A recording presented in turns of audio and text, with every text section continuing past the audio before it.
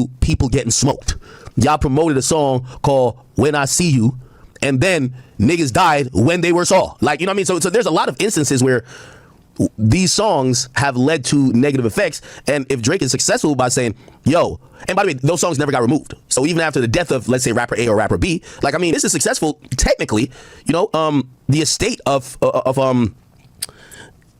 of Notorious B.I.G. or even possibly Tupac could possibly try to make that argument and not only throw UMG in there, but throw in a whole bunch of other, well, specifically UMG because, you know, they were signed to UMG, but I would see media companies get thrown in that too. So I still think it's a reach, but if that gets successful for Drake, it does set a crazy precedence that basically music companies should have some ethical responsibility for what they're promoting, and it's not only on the artist that writes the lyric, performs the lyric, and chooses to upload the songs, right? All right, let's get to some more stuff. All right, the recording was entire, blah, blah, blah, blah, blah. The lyrics accuse Drake of engaging in criminal acts by calling him a certified PDF and a predator who needs to be placed on neighborhood watched. The image was designed to reinforce a fact that, what? And by depicting Drake's actual house covered with what's known by law enforcement as, you know, a sex offender like icons. The video was created weeks after the song became a viral hit, was designed to reinforce the same false narrative. For example, showing images associated with sex trafficking and juxtapose the game of hopscotch with the game of with lyrics accusing Drake of trying to strike a chord, and it's probably a minor. The lawsuit. Yo, this is so ridiculous, man. Like, God, Drake, how do you feel good, man? Come on, man. He should be banned from hip hop from this, man. He should be banned from rapping. Like, he should be the first rapper to be banned.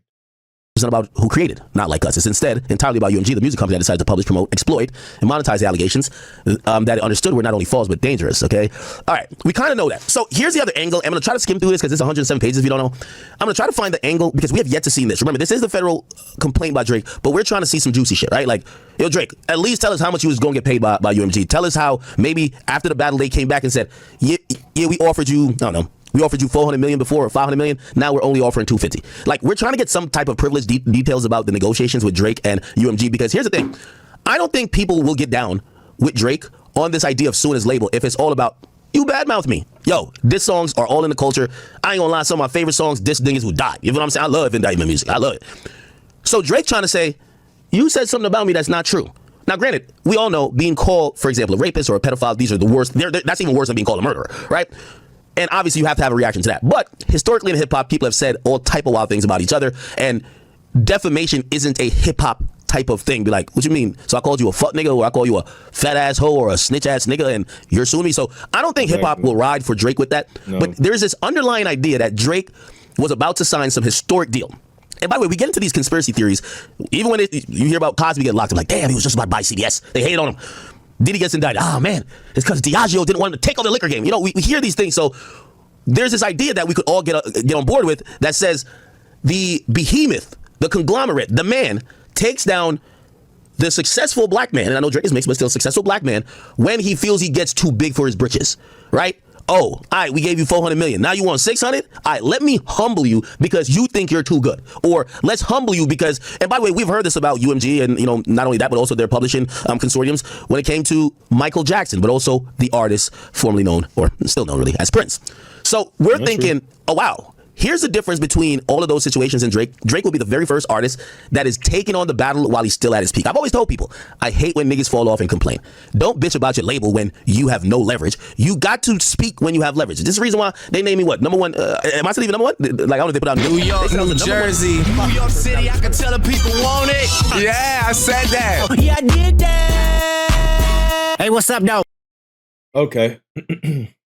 I'll take that out. Appreciate you, Feast. Appreciate you, Feast. See what he said. I feel like I'm doing Trump hands. Like, that's how Trump talks. Anyway, this was the number one media personality in the game. I had to get everything off my chest about how I felt about the list, other niggas, the current game. I got to get off now because here's what happens. God forbid you're not on the list next time and you start saying some shit that's some real shit by basically, like, I don't know, imagine I'm saying, yo, listen, man, yeah, nigga, yo, you got to do a lot of dick sucking in the game. You got to do X, Y, and Z. Once you're not on the list, they're going to look at you like, this nigga salty, he a hater. So you always got to speak when you're number one. That's why even though, and I think this is where Kanye kind of gets drawn to this purported battle with Drake, because as much as Jay-Z is donkey fucking Beyonce, he wasn't speaking up for Beyonce when she was losing in video of the years or whatever the fuck. He wasn't saying shit. The first time I heard him speak up for Beyonce was after now he got the Infinity Stone. Jay's like, I ain't gonna lie. You know Jay had that song, I'm Not Black, Oh shit. The story folks would be like, yo, I'm not black, I'm OJ or something like that. Basically saying that sometimes a black man can feel so powerful, he feel he's white. Jay-Z is white. Like, and I'm not saying he thinks he's white, but I'm saying that if you just watch how he just violated Tony Busby, if you watch how he's been strong-arming everybody, Jay-Z's like Jack Dorsey. Jay-Z, like, for any, you know what I mean? It's a long time since Jay-Z had that B-side concert. Remember the B-side concert where he was just like, yo, like, I always looked at that. I was just like, this is why Jay-Z's such a great salesperson.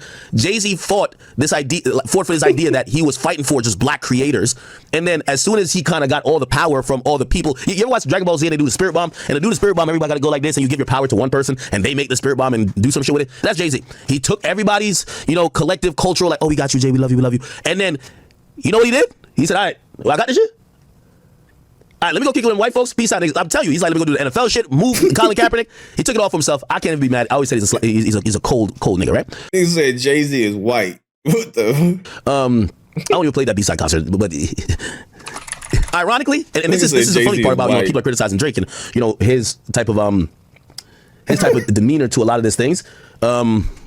Jay-Z B-side concert. I need another beer. Jay wasn't at his prime at that point. 9 years ago. No, I don't know if it was 9 years ago. He was just promoting Tidal. He wasn't at his peak anymore. But if you remember that freestyle, he was sounding like how Drake sounds now. I guess the only thing I'm trying to say, Drake and Kanye to some extent, when they were still really hot, I saw them try to buck against the establishment. Jay has bucked against the establishment until he became the establishment, if you ask me. Drake, this is the first time Drake has bucked against the establishment. Now, I'm not going to say, you know, I think Drake should have done this a long time ago.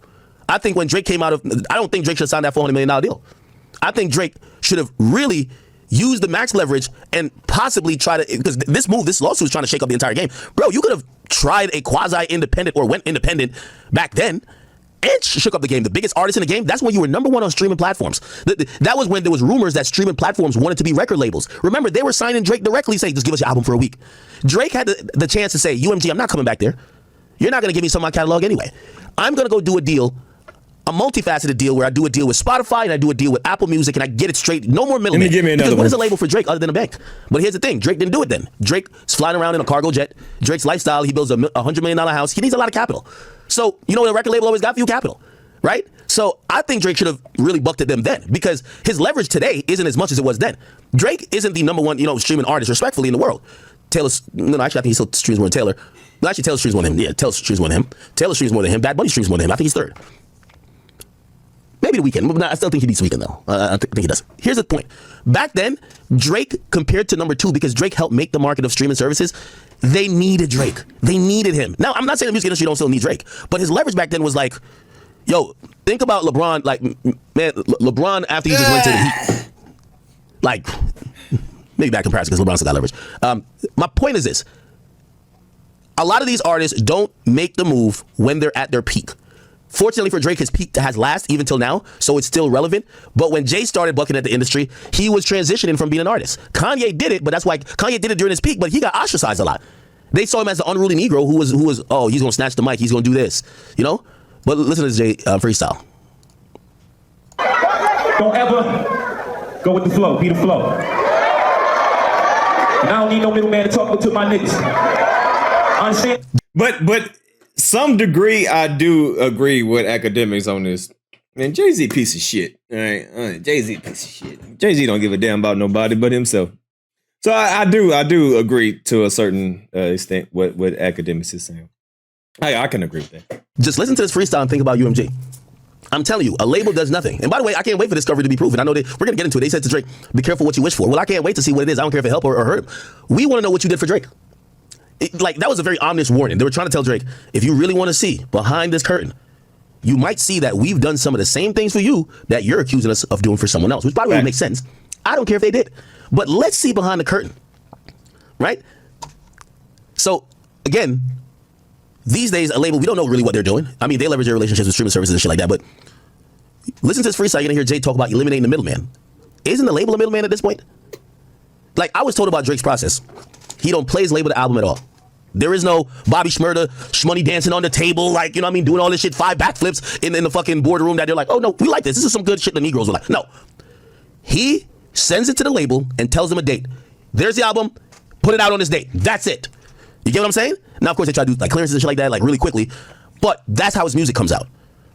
So what's the point of a label for Drake? Well, they're a bank. They give Drake a lot of money. They gave him reportedly $400 million last time. But if Drake could, I mean, he's getting money everywhere. You get money from Stake everywhere. Like, if he could just not need a bank, why does he need a label? So why doesn't he not go or try independent? Anyway, listen to this free song. And I don't need no middleman to talk to my niggas. I understand if you don't understand, I figure I'm jigger.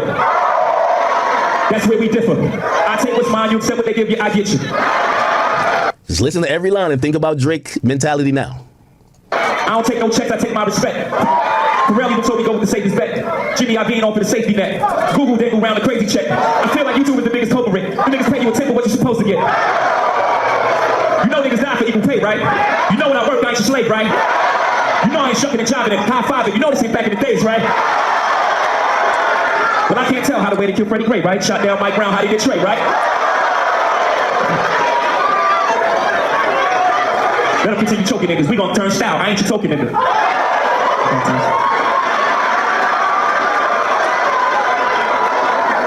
You know I came in this game independent, right?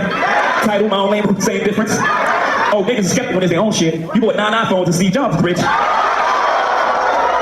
Phil Knight worth trillions. You still want those hits. Spotify's 9 billion. They ain't say shit. Lucy, you got some explaining to do. The only one they hating on look the same as you. That's cool. I know they trying to bamboozle you. Spend the millions on me, they trying to confuse you. I had to talk to myself. Oh, you used to. It's politics to shoot you. Now, one thing I give Jay that Drake doesn't have. Drake has very little cultural currency.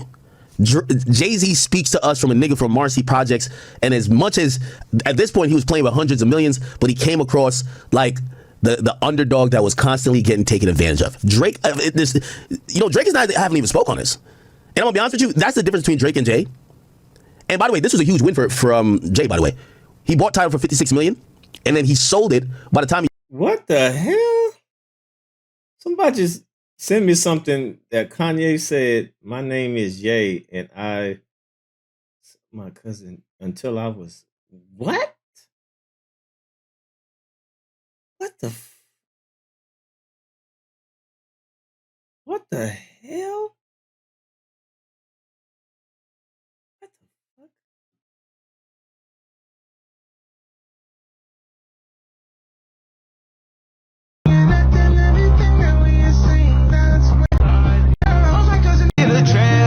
I'm talking about euphoria. And that one time I don't die. If I die. What the hell, man? Man, what the? he sold it to two companies. Man, I don't know. What the fuck? Is this his real Twitter account?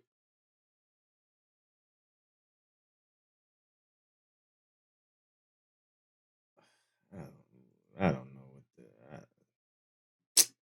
Companies. Sprint bought half of it for $200 million, and then the other half got purchased for another $200 million. So he turned $56 million to $200 million. No, up to $400 million there. So basically, that's almost a 10x. I don't. But how did he do it? He did it by them understanding his leverage with him being able to tell the culture, yo, we could affect these niggas if I say them niggas isn't like us. And that's a big difference between Drake and Jay, if you ask me. But because Drake is doing all this to a lawsuit, like we're not hearing his voice. Like he's not saying, like, even if he was posting on his story saying, yo, this lawsuit is bigger than me. This is for all artists. Man, I don't even. That's why some people have the narratives to say, bro, maybe he was assaulted, bro. You're doing this for yourself. Anyway, okay. So Drake has never engaged in any acts that would require he be placed on a neighborhood watch. He's never engaged in sexual relationships with a minor. He's never been charged, convicted of any criminal acts whatsoever. Okay.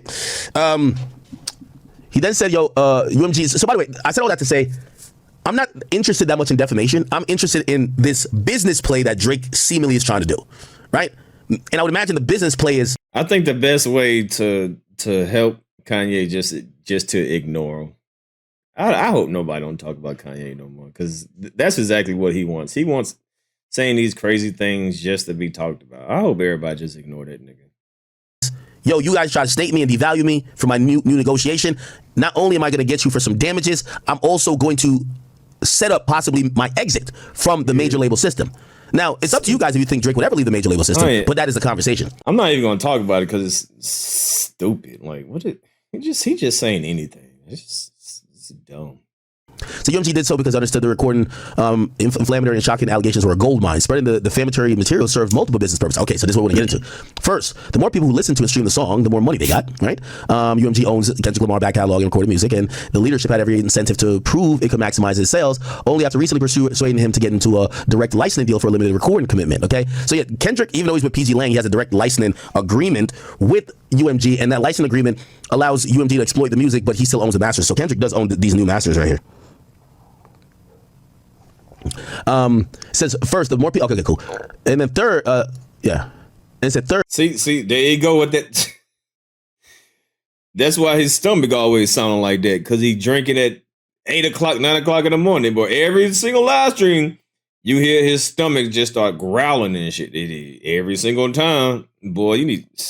All right, keep on playing, boy. Your body's telling you something. Your body telling you something. Every live stream, his shit do that. All right. Third, it says first, these new masters right here. It says first, the more people. Okay, cool. And then third, oh my God. All right, Academic. Your body telling you something. All right, your body telling you something. You better pay attention before it's too late. All right.